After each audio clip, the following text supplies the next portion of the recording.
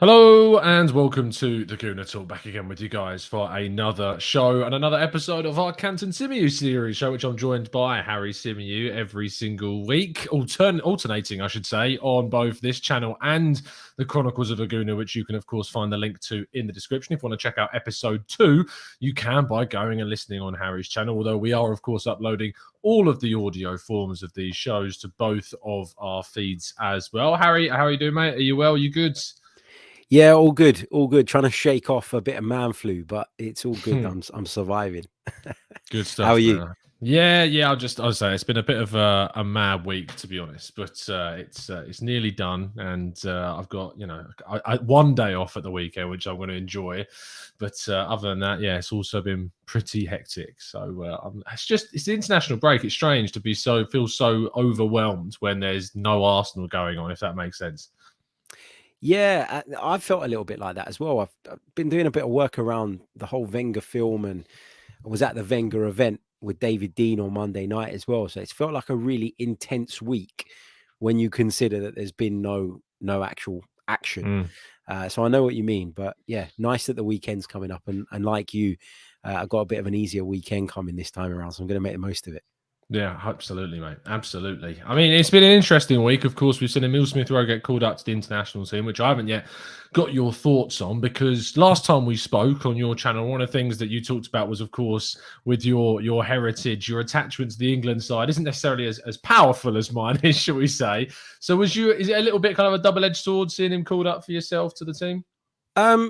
My opinion was that I don't really care. Like it doesn't really bother me either way, but the good side of it obviously is it's a massive confidence boost for the young man, and it's a reward for the fine form that he's been in. He's really added a lot to his game in the last few weeks. He's been contributing goals, which is something we all called for him to do. So yeah, I mean, it's probably while it doesn't really bother me whether he's playing for England or not from a personal viewpoint. I think from the player's viewpoint, it probably is a positive. Yeah, absolutely. To be fair, I was thrilled to see him get called up. I think that, I mean, at the end of the day, if we want to be back where we want to be, which is, of course, at the absolute top level, then we're going to get players that are playing in international competitions, because the best players play for their countries. And so if we want to get back to winning, challenging for titles and back in the Champions League, we're going to need the best talent, and they're going to be playing international football. So it's kind of it's catch-22 with that sort of thing. So it's good to see him there. It's good to see him getting that experience, playing with other players. Of course, he's only going to gain some really good skills and develop from that. So we look forward to seeing what happens on, I believe it's Friday that England are playing. So especially against San Marino, surely if he plays, he'll get a goal or 2 or 7 against them. Fingers crossed. We'll see what happens. But the basis of today's show, Harry, I went for the topic of kind of discussing whether or not what we've seen in this 10-game unbeaten run is sustainable. And what I mean by that is kind of looking at, we've played plenty of a variety of oppositions. We've played relegation fodder in the form of Watford and Burnley. We've played, of course, against Norwich and got 1-0 wins against all of those. We didn't dominate those games with lots of goals. What we did do is we ground out performances and we got the 3 points in all of them.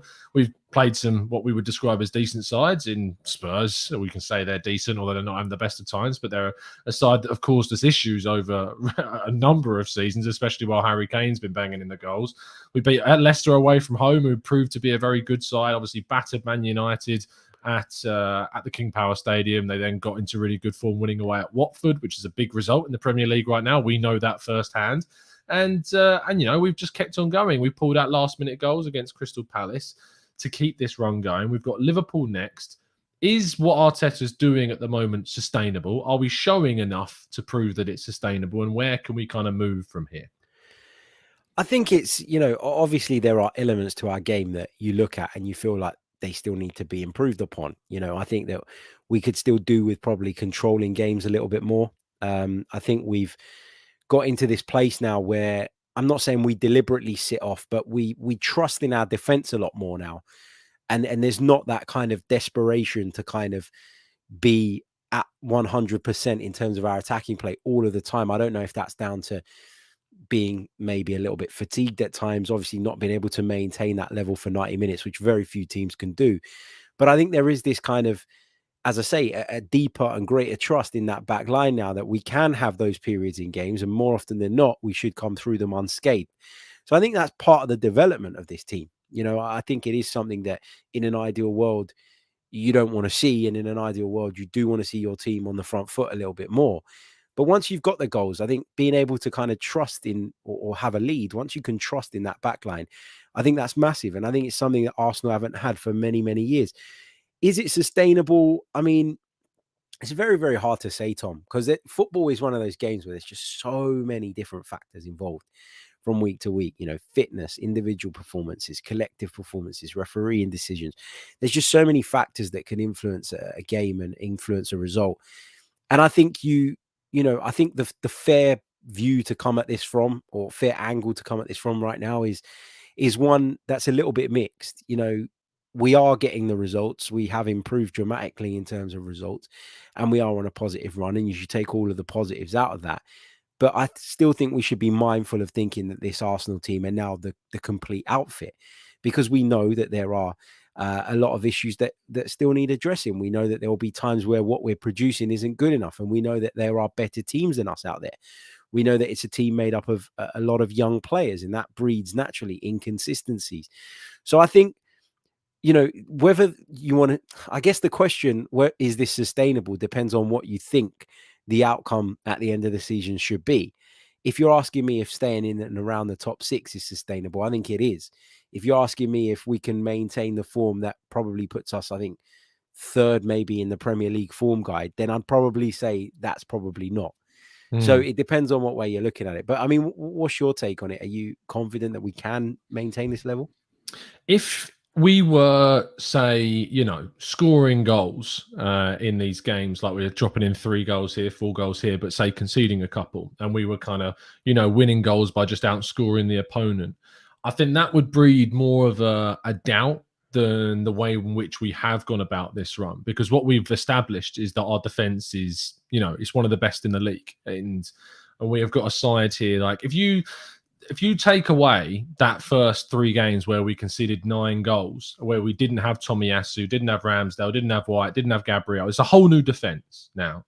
We've added a lot more quality to it. They've played together. They've been coached during that period as well, and they've improved. All of Ben White, I think, has improved. Ramsdale, I think, has just proven to be a very good player. Tomiyasu has grown throughout the league as well, and Gabriel has kind of put aside the issues that he had at the end of last season and has, come back to the fore after his injury from Brazil. With that foundation that has kind of been there, and the fact in which we've kept, how many clean sheets have we kept? 3 against Watford, Burnley, and against Norwich. We had a clean sheet against Leicester. I'm trying to think, a clean sheet obviously against Wimbledon, and against who was the other team we played in the cup? It was Leeds, wasn't it? Leeds, yeah. Yeah. So we've kept a lot of clean sheets. I think it's only 4 goals we've let in across these 10 games. That tells me that there's something to move forward from. That you don't tend to see like runs of form from a defensive aspect, if you know what I mean. You tend to see kind of runs of form from a goal-scoring side of things than you do from clean sheets, because when you're in form, things click, you're scoring a lot better. But defensively, you can kind of maintain that solidity across a season much easier than you can kind of a high goal-scoring rate. So I think that it's more likely that a run of form that we're seeing at Arsenal right now is sustainable in comparison to, say, if we were scoring, quite a lot of goals during this period, but also letting in a fair few more goals than we are. Do you think does that make sense? Yeah, I see where you're coming from, and I tend to agree with that. I think, it's one of those where I think the reason for that is you look at this Arsenal team and you feel like, because of the elements that we have improved in, i.e. the defensive solidarity and the ability to manage games of football, you feel like we don't always need to be at our brilliant best to win a game. Whereas in years gone by, we had to score 3 sometimes because we'd probably concede 2. And now you're looking at this Arsenal side and you feel like we only need that one moment. We only need that set piece. We only need that, one particular incident and one moment of individual brilliance. And then we stand a very good chance of winning that game. And it goes back to what I was saying, that defensive solidarity it is obviously the biggest positive, I would say, that we've seen from this new look Arsenal side.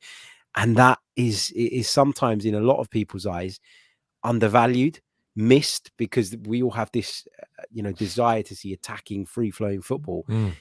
But being defensively solid and being defensively sound is probably just as, if not more important. Yeah, I think it's certainly an aspect of Arsenal's game that if you look back over the last decade or so, defensive solidity is not something you'd associate with it. It's something that we've definitely seen an improvement of through personnel and coaching since Arteta's come into the team. It's just that the other end of the pitch has suffered so greatly. Our kind of ability to score and dominate games with high levels of or high frequency of chances has slipped down from it was under Wenger and of course even under Unai Emery. Like we played a style under Unai Emery that yes allowed the opposition to come onto us a lot more, and we suffered a lot of chances conceded in comparison to previous tenures. But I think we created more under Unai Emery than we have done under Arteta across kind of his tenure so far. And that's something that has been sacrificed in order to improve us defensively, which, to be honest, if you're asking me what's the biggest priority in a team, is it scoring goals or stopping the opposition from conceding? I build on that foundation because I think you can develop a side to score goals easier than you can develop a side to solve a problem of, say, conceding a lot of goals. I think that's a harder problem to solve. So Arteta being able to do that allows us to build forwards. And, you know, we can do that by adding players, but we can also do that by developing the players that we already have. We know that Smith Rowe at 21, Saka at 20, Ødegaard at 22. These are players that are going to get better and they're only going to improve. Martinelli, of course, you bring into that as well.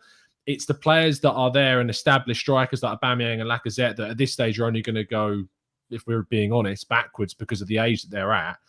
We now are going to need to see investment in that area. One thing I think, Harry, that we've seen is that the investment in the recruitment side of the team has also improved under Edu. Like the look at the 6 signings we've made, you look at the signings we made last January, and as we go into this January window, you must also be confident and be much more open to putting trust in someone like Edu to make the right decisions. Yeah, you have to be. You have to be. And look, you know, there's been a few transfers under his kind of stewardship where we've looked and gone, don't know about that one. Don't know if I'd have done it. And actually, in hindsight, it didn't work out very well.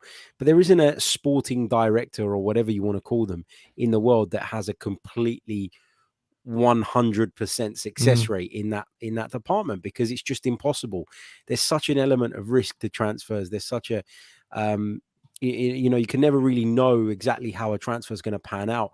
And I think that you have to say overall, him and Arteta as a combination have worked that side of things pretty well. You know, a lot's been kind of said about what they've done so far. And a lot of the criticism I hear from people is, well, they say to me, first of all, I don't think they know what they're doing. And when I kind of ask to dig into it a little bit more, you know, what is it that you don't like? What is it that you've been unhappy with?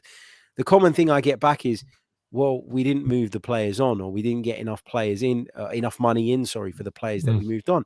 And my response to that is always, that's not 100% in their hands. You know, yes, to a degree, if you're a good negotiator and you're good at what you do, you can maximize the revenue that you bring in from that particular area. But ultimately, somebody's got to want to buy these players. Somebody's got to want to pay for these players. If there's no demand, then the price is going to be relatively low, isn't it? So I think when people sit there and they say Edu's done a bad job, or that, you know, or that he and Arteta as a combination have not really worked because they failed to move players on for big amounts of money, I think you need to stop, pause, and think about why that actually is. Yeah, it's, for me, when we go into this January window, and actually you brought up, say, Liverpool and kind of what they've done over those years. But actually what you said was you're talking about how no one has a clean record. And Michael Edwards, who's leaving Liverpool, has got his own problems. Like you look back at the season after they won the Champions League, they didn't bring in anyone. They brought in, I think it was Sepp van der Berg that came in, and then they brought in Minamino in the January. Now they won the league that season because obviously everyone that they had stayed fit and they built a really good squad. But because they didn't invest kind of in the depth side of things, the following season, after they won the league and they were trying to defend that title, when they had that crisis at the back and they lost Van Dijk and they lost Gomez and they lost Matip for different points throughout the season, Fabinho was also unfit at points, because they'd not invested yet in kind of the depth, especially in the defensive area and maybe in the deep midfield area, they really suffered. And that's what I think that Edu's got to, and I've got an article coming out on this later tonight, and that's a very selfish plug. But when you've got Edu has got to kind of learn from that, I think. And I know that we're at completely different spectrums right now. We're looking to try and just get back into Europe, and they're obviously trying to challenge for titles. But at the same time, you've got to look at the fact that if we get back into Europe this season, or if we get into the Champions League, that yes, we need a striker. Yes, we need a central midfielder. I think they're the two marquee kind of positions you look at and you go, yeah, those two can transform Arsenal into that next stage and take us on. But we also need to not forget that signings like Sambi Lokonga and signings like Nuno Tavares are still going to be needed. This is why I'm looking now at some of that link to Tyler Adams at RB Leipzig is quite interesting, because he, I think, gives you good support in the midfield, and I think he gives you really good backup to Tomiyasu, say, if we need a right back as well. Yeah. And it's signing players that, you know, it's being a little bit smart about your business, spending money in the right way. He's got a £32 million buyout clause, I think. That, and ironically, that would be our second most expensive signing since Ben White in the last 12 months. Every one of those other 5 signings we made in the summer, all less than that. Erdegaard came in next at 30 million. Tavares, of course, 7 odd million. Lokonga, 20, well, I think it was just under 20, about 15, 16, 17 million. And Ramsdale, of course, came in at 24. So Tomiyasu, 22, I think it was, or just below that. So he would be the next expensive. And it shows that we're kind of making these savvy pieces of business. We're not going overboard with Vlahovic levels of signings, are we? We're looking at kind of these deals that are a little bit smart, that give you that sell-on value, give you that development of the price tag and of the player, but also are having an impact on the team because they're quality players. We're not just going, oh, Willian's there for a free. Let's bring him in because he's got that Prem experience. I think Edu's learned from that. And I think that summer was really evidence. And I think now we see with these links to say Vlahovic, who, yes, is more of an expensive kind of look, but he's, again, a young player with that potential. Tyler Adams. And we're seeing Kulusevski linked as well today, who is another young player that's got, you know, potential. It hasn't necessarily worked out maybe the way that Juventus thought it would, but there's a lot of competition for places there, and he's suffered with some stuff, I think, in the past. I mean, you'd be able to tell me. I mean, what do you think of both the links to Adams and Kulusevski?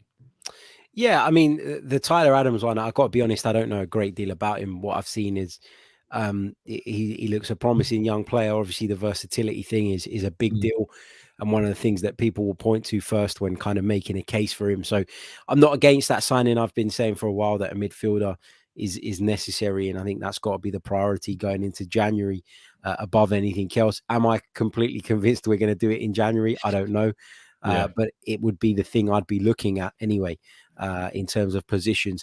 Kulusevski, I quite like him. I think he can blow hot and cold though, but I guess that's kind of, again, we keep going to this thing of that's what happens when you sign young players, and it just depends on whether Arsenal back themselves to get the maximum out of him. What you end up with is, you know, so you look at the summer and we signed 6 players or whatever it was, and everybody kind of went, well, Arsenal are the however biggest spenders in the country, you know, they've spent more money than anybody, etc., etc. And people always overlook the fact that we'd spent it on 6 players. And ultimately what you're doing is you're making lots of small bets with the potential to pay out big.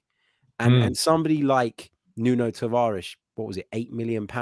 Yeah. You know, that kind of deal, that has the potential to go on to be a 20, 30 million pound player. You look at Sambi Lokonga, another one who has the potential to be worth far more in the future. And that's what Arsenal were doing here. They're making lots of small bets with the odd big bet mixed in there, like Ben White, like Aaron Ramsdale. And I think what you're going to see is you're going to see a mixture in the way we go about our transfer business. We'll continue, as you said, those signings are needed, where we bring in the lower profile players that maybe aren't being signed with a view to having a place in the first team immediately.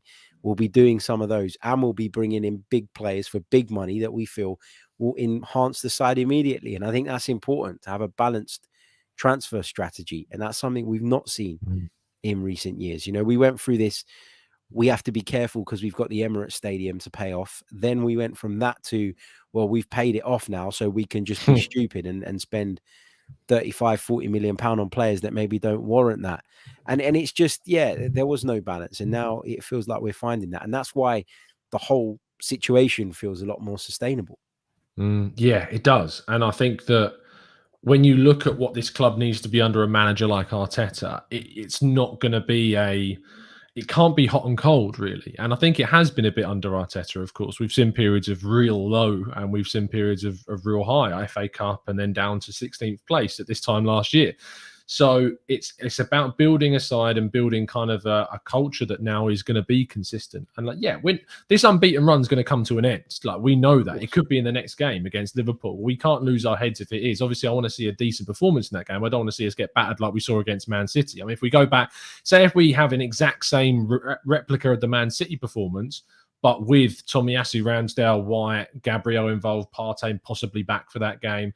If we have a repeat of that, then that would be evidence that we haven't necessarily progressed as much as maybe we thought. But if we go to Anfield, we remain solid. We can lose that game, but if there's a performance there, if there's a real kind of tangible evidence that we are progressing, we are improving, then I'm okay. Like I can take the loss on the chin and say we've made progress there. We haven't won at Anfield in a long, long time in the league, and it's going to take time before we can really muster a performance in a side that's going to be able to compete there. I feel like we can compete in that game.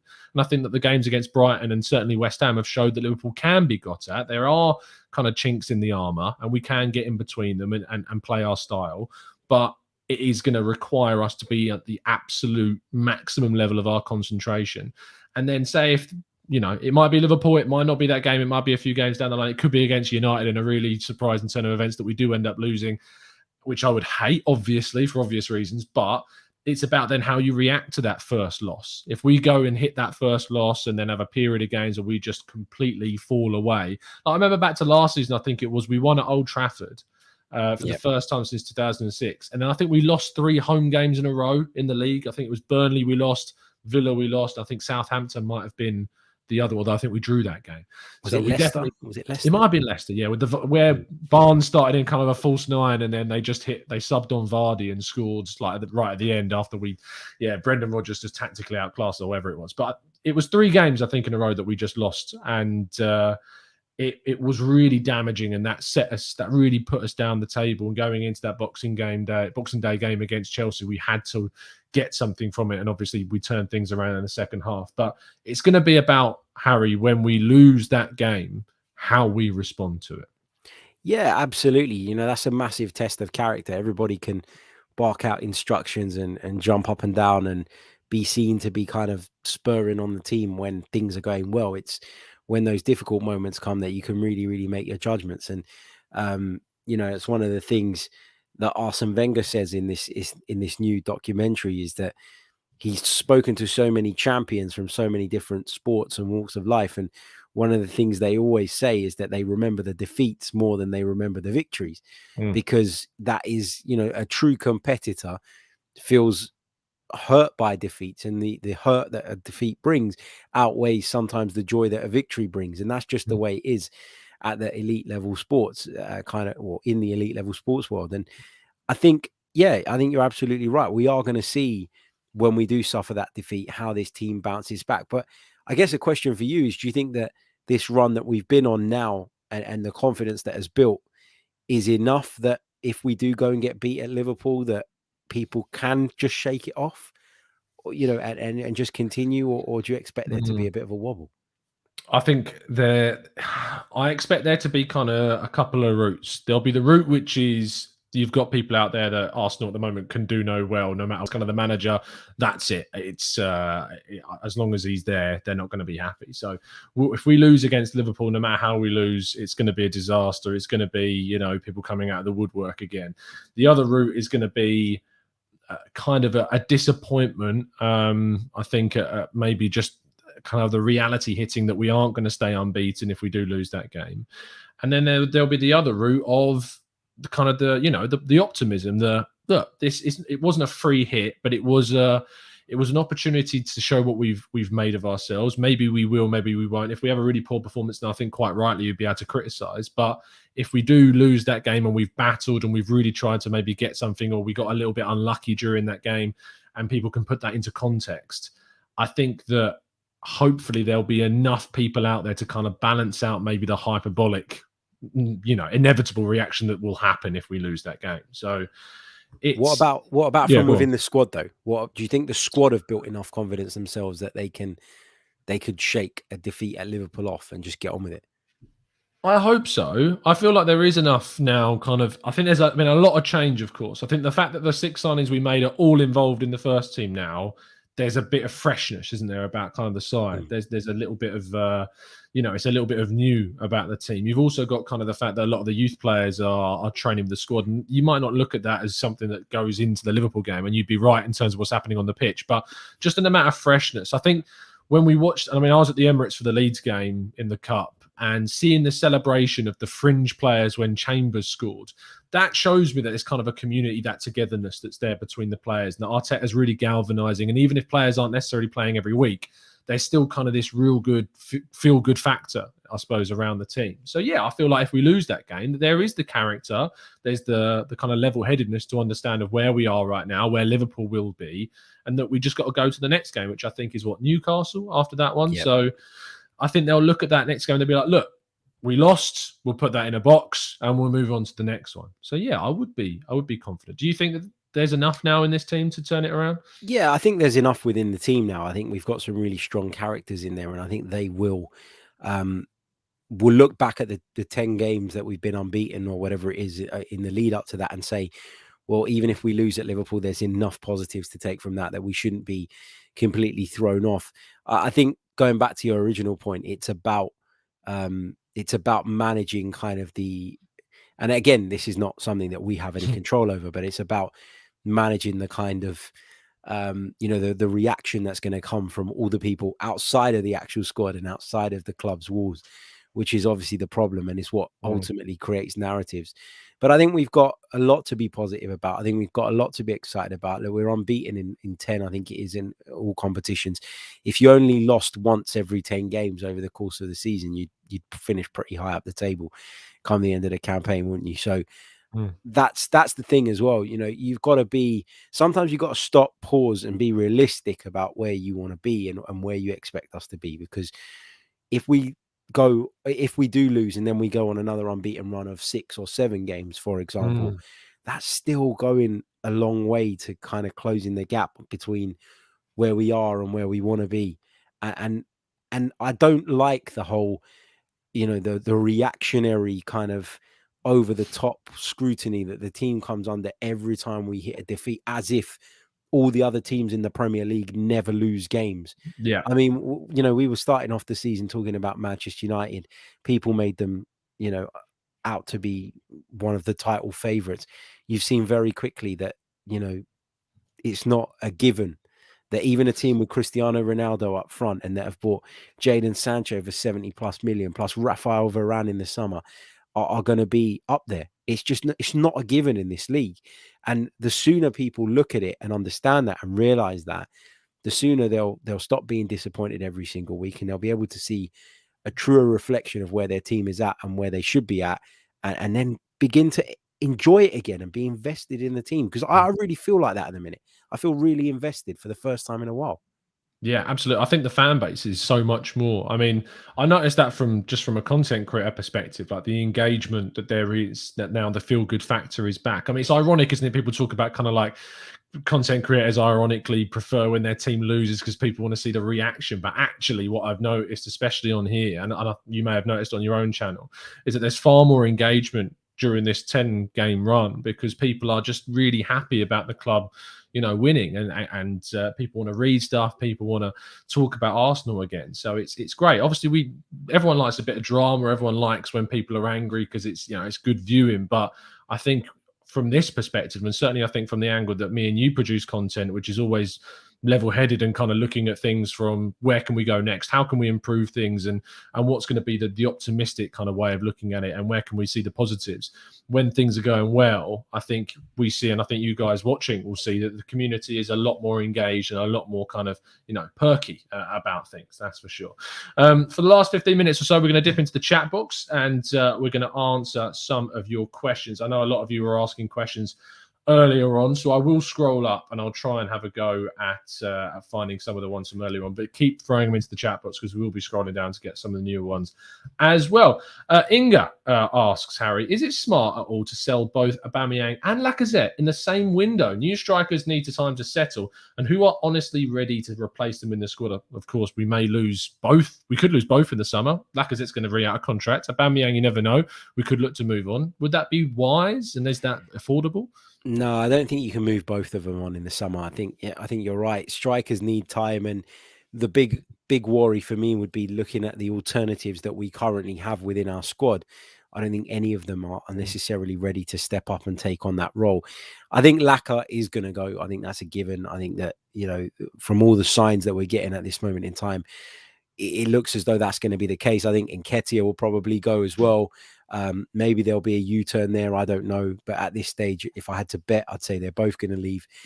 And so I think you have to keep hold of Aubameyang. I think that we gave him that big contract, that 3-year contract, with a view to him seeing it out. I don't think it was done with the intention of selling him after a couple of years. And I think had we been in a place where some of those younger players, maybe that being Nketiah or Balogun, had shown enough to suggest that they could step up to that role up until the point where Aubameyang got into the final year, then maybe that decision would have changed. But we're fast approaching it, and I don't think that either of them have said or done enough to say to Mikel Arteta, you can move him on and we'll step up to the mantle. I just don't think they're ready. So for me, I'd definitely be keeping Aubameyang if indeed Alexander Lacazette is going to move on, because I still think he's got a lot to offer. I still think he's a brilliant goal scorer. I know he's got a lot of stick recently around penalty kicks, but I think he's been brilliant overall of late. He's worked really hard. He's contributed well for the team, and I think he's set the tone in a lot of ways. So yeah, I'd keep hold of him. Yeah, I think you have to keep hold of one. I mean, you look at, say, in the summer, we're looking at strikers that are probably going to be in their mid-20s or their early to mid-20s. You've got a 32, turning 33-year-old Aubameyang there to kind of be, a little bit of tutelage for them there as well, and that experience. And I think that would be helpful. So, yeah, I think that you end up keeping Aubameyang for the final year of his contract next season, especially if we're back in the Champions League. I mean, that'd be amazing for him to kind of play that season. Matt, I'll take this question because I know that, Harry, you said you're not kind of the biggest in the know about Tyler Adams. Do you feel the signing of Tyler Adams is another player that's a jack of all trades type rather than going out and getting an out-and-out central midfielder? Hey, look, I've talked about this before. I think that what's important is that you sign players of quality. And yes, sure, jack of all trades can sometimes, we think of Ainsley Maitland-Niles not necessarily good enough to specialise in any position for Arsenal in a starting consistent place. But if a player is good enough, and if they got, and I think Tyler Adams is certainly showing that he's good enough in a central midfield position, especially in the right wing back position, that he is someone that is going to develop and grow into a really solid player. I think also people get kind of hooked up on the idea that if we sign him, that means that's it, as in we wouldn't then sign someone else. I don't think that's the case. I think that Arsenal showed this summer by surprising everyone how much they spent in a centre-back in Ben White and how much they spent in a goalkeeper in Ramsdale, that they will spend if they think that the required quality is needed in certain positions. I think that Adams is certainly someone that we should consider looking at, because I think he would add significant quality in midfield and at right back. So I look at him as yes, a jack of all trades, but someone who's not a jack of all trades, master of none, but certainly a jack of all trades, but master of some is probably the best way to look at it. Let's scroll down the chat box and get some of your more recent ones in. Let's go to Nee, who says, Harry, do you think this team will suffer from the phenomenon we see with newly promoted teams? The unknown quantity, seeing the number of new players we have, and we will get caught out soon. It's an interesting point. It is an interesting point, because obviously when your team does change dramatically, there is that factor of being a bit of an unknown quantity, and that does sometimes throw people off. But what I would argue is that the way we're playing in terms of the inverted fullback on the right, the left back bombing on, I think a lot of that has been clear from the beginning of Arteta's tenure. A lot of the things that we're now seeing work are things that we've seen him try at various points, and I don't think a lot of it is completely new. I think what it is you've got players that are now able to carry out those roles to a T, as opposed to what we had before, where we had fullbacks like Cedric or Bellerin trying to play like an inverted fullback, when that's not the way they'd played throughout their career, where we wanted our centre backs to press higher up the pitch but didn't have the personnel necessarily to do that, where we wanted to leave one midfielder sometimes in the middle of the park alone while we vacated that area to press further up the pitch, and we didn't have Thomas Partey fit and available enough to be able to do that. So I think a lot of the principles of this team are things that we've seen before. under Mikel Arteta, but we've never really had the personnel to execute them. I think in time, people will start to suss us out like they suss out everybody. But if your philosophy is solid enough and your players are good enough to implement it, then, you know, the best teams in the world are teams with very clear philosophy. So I don't think we should be worried about people sussing us out. The responsibility is with Mikel Arteta and the team to, if you do feel like we're at a point where that's happening, is to find slightly alternative solutions. That's just part of football management. Yeah, absolutely. Mr. Joe Kerr says, should we purchase a project striker like a young 20-year-old? I suppose Karim Adeyemi's a decent example at Salzburg, and an established centre forward like an Enesri, kind of your 24-year-olds, or even in the right circumstances, I suppose a reconstruction project in a Luka Jovic style striker. I mean, just bluntly, Harry, kind of what striker, if you were being realistic, is the one that you would want us to kind of pursue?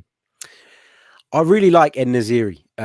He's someone I'm a big fan of. I like the way he plays. I like the way he has that. And I've said it for a long time. They're very hard to find. But I think in the Premier League, you need strikers that have that physical presence, but also have that technical ability. And I think En-Nesyri is one of the players that has both of those things in terms of his frame, in terms of him being able to be a target, but also being quite sharp, being quite technical. So I really like him. I'm not even completely opposed to the idea of Jovic. I think I did a show a little while back about him, and I kind of watched a lot of footage of Luka Jovic, and I found him a bit Lacazette-like in the way he's quite happy to put his body in there and get involved in the dirty side of the game. Also found him deceivingly good in the air, Luka Jovic, for someone who's not very big. Scored a lot of headers throughout his career. So I like both of those players, but it just depends on their availability. And I guess we've been talking a lot about character. So it will depend on what Mikel Arteta feels is the better fit in terms of their character as well, right? Because that's important. And I think there have been question marks about Jovic in the past. Don't know if they're justified or not. You know, I don't want to make a judgment on the guy because I don't know enough, but, you know, that kind of rings a few alarm bells with me. And it's maybe something that Arteta would have to explore before making a decision. Yeah, I do too. I think when you look at the strikers that are out there, it's not, you know, we're not smitten for lots of different players. It's quite limited, and the ones that, you know, are even like you, Dominic Calvert-Lewin's, your Ollie Watkins, in the Premier League options that, you know, Edu's kind of taken a little bit of a fancy to try and sign in with White and Ramsdale, as we've mentioned before. That they're going to cost a lot of money, and you don't know if Arsenal are going to be able to sign Calvert-Lewin for 60, 70 million odd quid if they want to, or if they want to sign an Ollie Watkins, you imagine that they signed him for 30 million, so they're going to want at least, you know, 1.5 times that amount to get back a decent profit, or maybe even more than that. Your other big strikers like, say, Victor Osimhen at Napoli signed for 70 odd million quid. They're going to want to make a profit. De Laurentiis is not the easiest guy to negotiate with at all. He's a madman. He's a madman. He is indeed. So it's tricky to see where, and obviously clubs are going to know that we're in for a striker, and they're going to hike those prices up because they don't need to sell necessarily. So we are going to be forced into a situation where the striker that we buy, we are going to have to pay most likely over the odds for. It just depends on if you can find kind of a good deal. I was asked a really good question actually on the Arsenal Way stream this morning that I'll put to you, and I think it might have been Vinny actually that asked it. It was one of our members here, said about, do you think Arsenal, instead of, you know, going for your big marquee world-class established players, need to be a little bit savvier still in the market, or sort of continue on the form that they've been? And you say, you look at Vlahovic at Fiorentina, signed, I think it was I want to say like, was it, not Spezia, was it? It was somewhere. I'll check that up, but I'm pretty sure he was signed for like, it might have been Partizan Belgrade or something like that. Yeah, I think it was. That rings a bell. Partizan Belgrade. It was Red Star. Yeah, it was Partizan. He was at Red Star for his youth, and then he went to Partizan. So yeah, well, knowledge. Wow. But yeah, when he was signed there for like 2 million odd quid, and obviously he's gone to do really, really well. Do you think that Arsenal do need to kind of look at maybe being a bit smarter so they avoid overpaying or risking a ridiculous fee on a big striker, and instead maybe go for someone a little bit more left wing? It all comes back to that thing about having a balanced transfer market. Left wing, left field. That's what I meant. Yeah, go on. I think it all comes down to having a balanced transfer market again. You know, you're not going to be able to get top players anymore without sometimes paying over the odds, right? We all understand that. We all know that that's just the way football is at the moment. You know, people very early on recognize a talent, recognize how good they are, recognize what they might be worth in the transfer market, and they'll look to take advantage of that at every opportunity. So I think it's about balance. I think if you will have to make signings like that to compete at the very top, where you do pay a bit over the odds. But if you can supplement that by making signings that you pay less for, who you still feel can have a strong enough impact, then that's how you find that balance. And that's something that, you know, Arsenal need to be able to do. It's something that Liverpool have done. It's something that Arsene Wenger used to do. You know, I know people talk about, you know, we didn't spend a lot of money in his early days, but actually, when you think, for example, what we paid for Thierry Henry in that day, that was relatively quite a lot of money. But Yeah. it wasn't looked at as a silly thing because of A, how good he turned out to be, but B, because we'd also signed somebody like Nicolas Anelka prior to that for £500,000 and sold him for 23-24 million pounds, because we'd signed Patrick Vieira for next to nothing, and a number of other players. So it's about balancing it out. Nobody's going to go on about the big transfer fee you paid for one player if you make 5 or 6 other signings for relatively small amounts that go on to be successful ones. You earn yourself that credit and that breathing space to be able to say, no, actually, I want to put that amount of money on this player, and it's not seen as an issue. So I think it's about balance, but you're going to have to, at some point, mate, spend big to get the best players. It's just the way football works, I think. Yeah, it is indeed. And there are obviously a lot of players out there that are going to be pretty much unheard of, and that people maybe aren't necessarily tracking, that we're not aware of, that the club are. But we do need to add quality. And Arteta, I think it was David Ornstein revealed in a piece or in his conversation with Arsblog that he's aware that Edu wants to blend world-class quality with youth. So we've added the youth. What comes next? It must be the world-class quality. So we'll have to look at that. Last question from Matt. And I know Matt's had a couple of questions, but he keeps asking such good ones that I've gone for it again. What role at the club would you give Arsene Wenger if he was to come back like Arteta wants him to? Because I know that you were obviously at the premiere the other night for a Wenger's documentary. Your picture of Arsene Wenger, you must have been about the 100th person to ask, because he didn't look amused. Like, take that picture. Yeah. So do you know what it was? So a mate of mine who I was with, he took a few pictures, and you can see in that picture my eyes are half closed. But in the other two that he took, where Wenger looks a bit more interested, I look even worse. Oh no! So I opted to You go for that one. prioritized yourself. Yeah, I had to. But do you know what it was? I was probably the last person on the night that asked him for a picture, because I'll tell you what, and you'll probably find this as well, Tom. When you go to events like this, and this for me was like a massive deal, right? Like I was literally, to put it into context, I was sitting next to David Ornstein during the film. So we had allocated seats, and it was like me, my colleague from 90 Min, and David Ornstein to my right. And it was just like, I just had to stop myself going, shit, that's David Ornstein. Shit, that's David Ornstein. And I was sitting in a room with David Ornstein, with Edu, with Arteta, with Wenger, with Thierry. No, Thierry Henry wasn't there. Sorry, he was there on the Monday. No, he wasn't. He was on the screen. But you had, you know, David Seaman, Wright, Dixon, all these guys were there, and all these people that you see on TV and stuff, various other celebrities as well. And you don't want to be that guy that in front of everyone goes up and says, can I get a selfie? Can I get a selfie? Because you're almost saying to the people that are there, I don't belong here. I'm so gassed, I don't belong here, that I need to get a selfie with everybody. So you're kind of like holding yourself back. And I waited right till the end of the night, when there was maybe 4 people left, to go and ask Arsene, because I didn't want to look like that guy. But yeah, no, I can't even remember what the original question was. But what would Wenger's role be? Your role, what would you bring him back as? Yeah. And should he? I mean, should he have a role? Do you think he should have a role? I don't think he should have an official role. I just think that it's still too raw.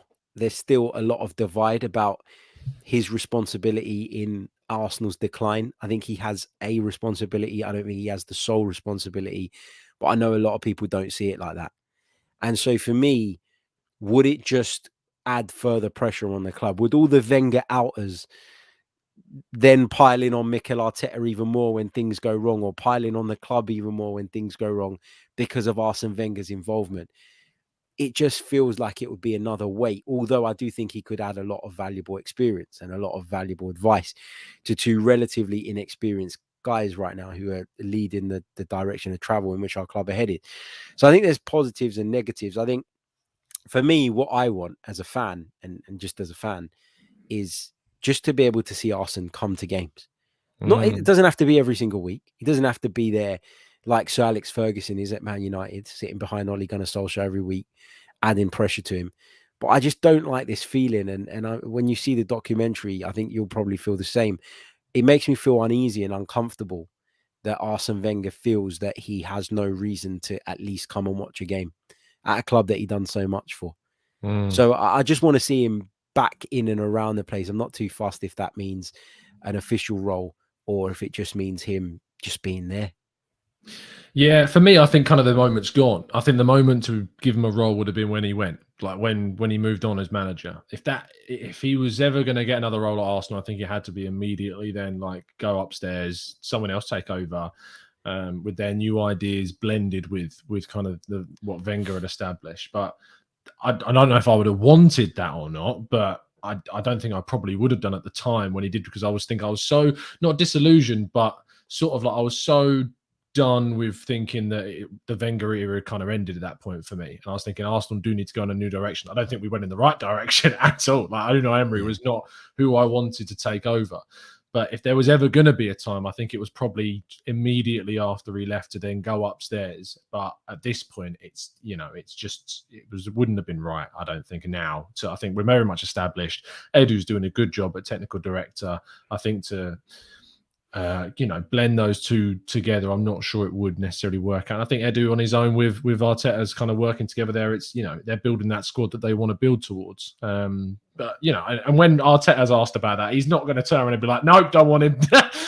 Leave it out. Like, he's not going to say that, is he? So he's going to be polite. He's going to be, respectful. So you would still say that. Yeah, exactly. He's going to be respectful. And I think I was saying this on my podcast that I did a little bit earlier on, and the one we did yesterday.